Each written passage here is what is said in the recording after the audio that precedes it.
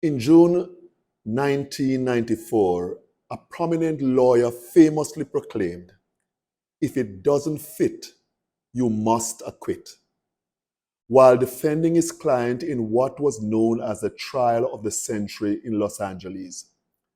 The case involved a double murder, and the verdict hinged on evidence related to a pair of gloves believed to have been worn by the person who committed the crime.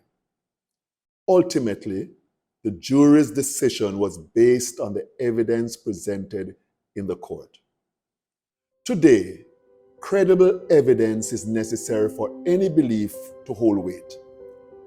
It's important to examine evidence thoroughly and not disregard it just because it doesn't fit our preconceived notions. All four Gospels, Matthew, Mark, Luke, and John, provide evidence, compelling evidence of the resurrection of Jesus. Each of them tells the story of Jesus' death on the cross and burial in a borrowed grave, which was then sealed. However, on Easter Sunday, Jesus emerged from the tomb alive. This evidence from multiple eyewitnesses and sources is a powerful testament to the fact that Jesus rose from the dead, proving that he is God who has power over death and the grave. Matthew provides compelling evidence of Jesus' resurrection by describing how the chief priests, discovering that the tomb was empty, bribed the guards to falsely acclaim that the disciples had stolen Jesus' body.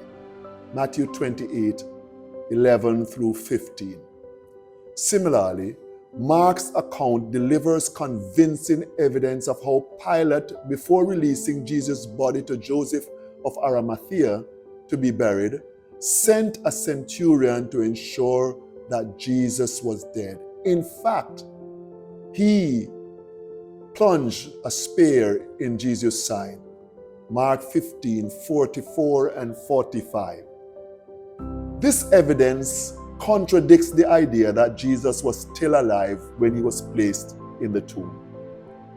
Luke and John supplies proof of Jesus interacting with his disciples after his resurrection.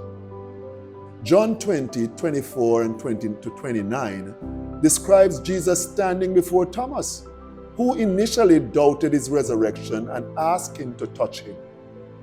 The evidence was convincing that Thomas said to him, "My Lord and my God." Jesus' response to him is instructive to us today. "Because you have seen me, you have believed. Blessed are those who have not seen and yet have believed."